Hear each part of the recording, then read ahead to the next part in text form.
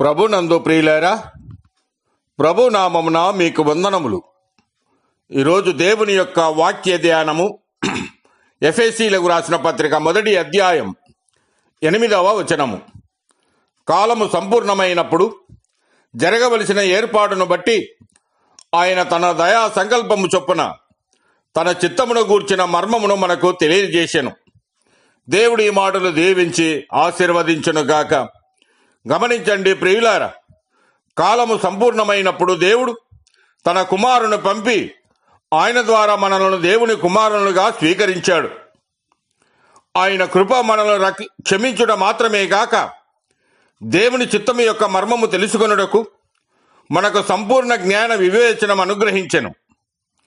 మానవుడు తన అనుదిన జీవితమును క్రమముగా సాగించుటకు మంచి చెడ్డలను విచారించి మంచిని అనుసరించి చెడును విసర్జించుటకు వివేకమును సహాయపడును. మరి విశేషముగా దాచబడిన దేవుని చిత్తమును గూర్చిన మర్మము తెలుసుకొనజేయును. మర్మము తెలియబరచబడుటకే దాచబడిన రహస్యం.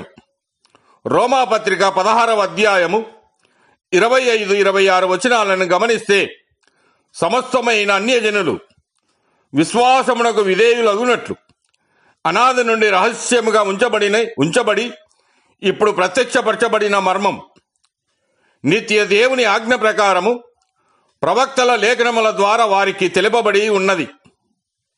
ఈ మర్మమును అనుసరించి ఉన్న నా సువార్త ప్రకారముగాను యేసుక్రీస్తును గూర్చిన ప్రకటన ప్రకారముగాను మిమ్మల్ని స్థిరపరచుటకు శక్తిమంతుడని తెలియజేస్తూ ఉన్నాడు.